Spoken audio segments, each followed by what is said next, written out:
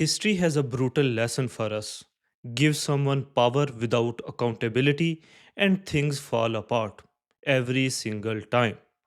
Today, we are going to look at one of the most fascinating political collapses in the early Islamic history, the Caliphate of Uthman ibn Affan. Hello, everyone. I am Ali, and this is the story of how a stable empire unraveled in just 12 years.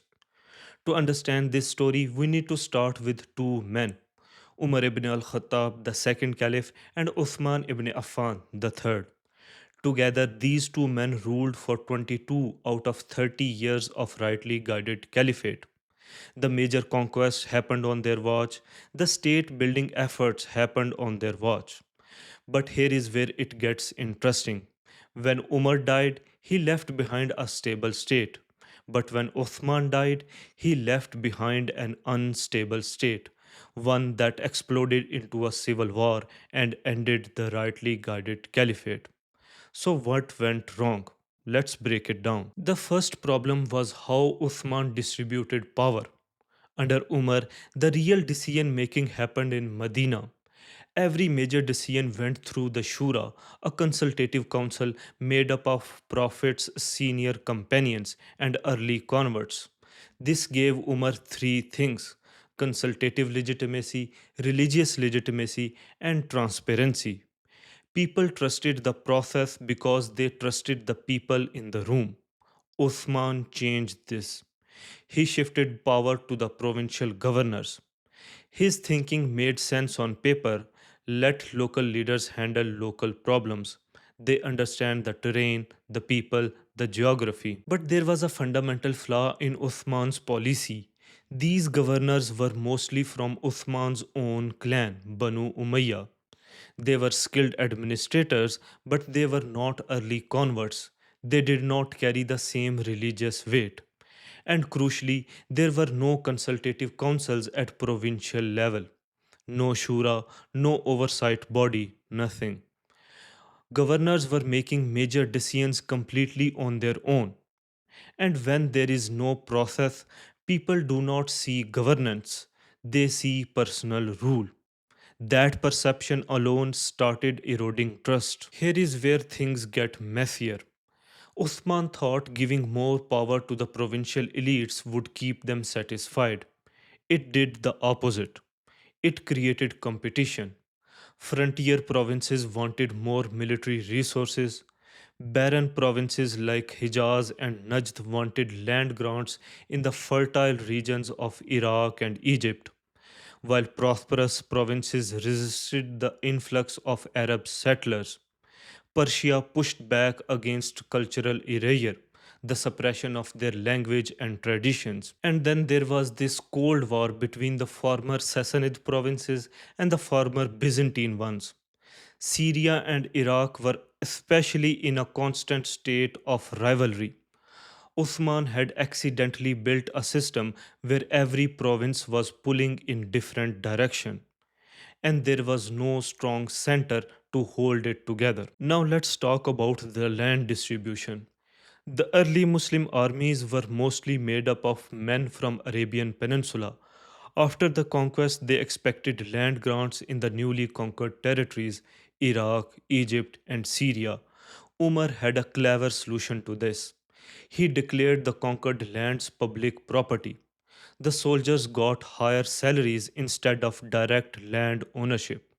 It kept everyone happy.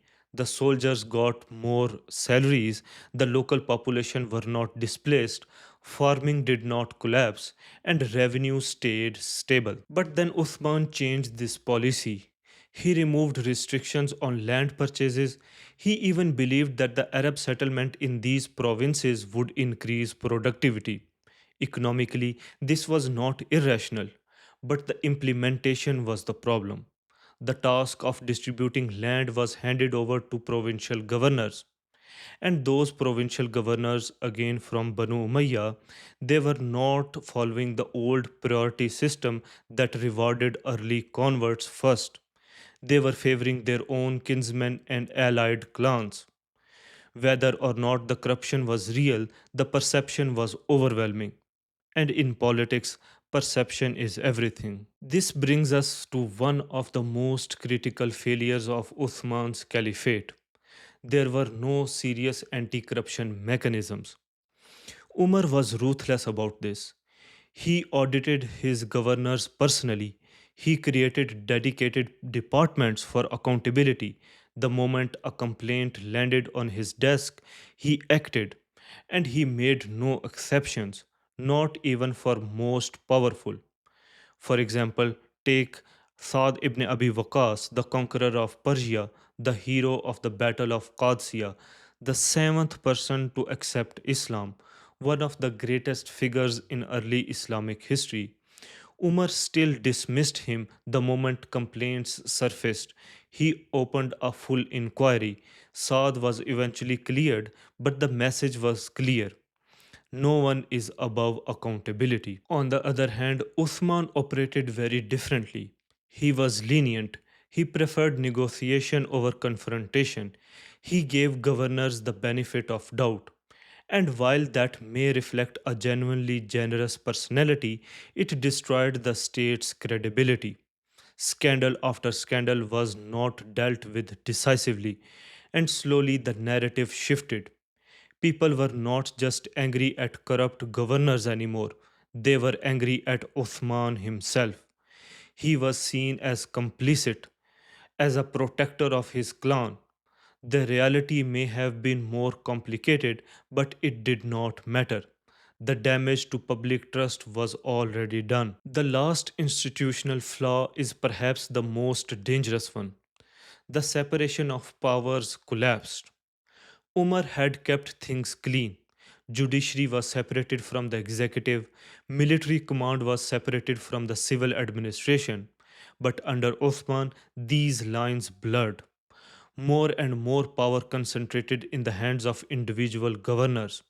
And then Uthman made another decision that compounded this. He stopped rotating governors frequently. Umar had rotated his governors every few years, deliberately, to prevent them from building personal power bases. Uthman believed that stability in administration mattered more than rotation. So governors stayed in office for years, sometimes decades. The bureaucracy, civil and military, stopped being loyal to the state. They became loyal to the governors themselves. And nowhere was this more dangerous than in Syria. One governor ruled the province for 15 years. By the end, the entire province was not loyal to the caliphate. It was loyal to him personally. So here is the bottom line.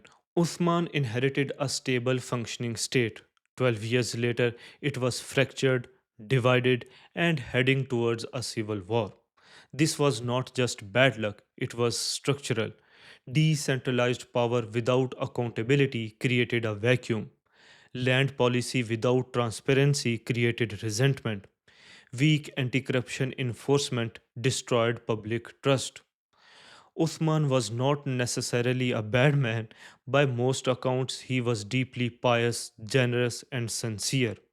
But governance is not about intentions, it's about institutions.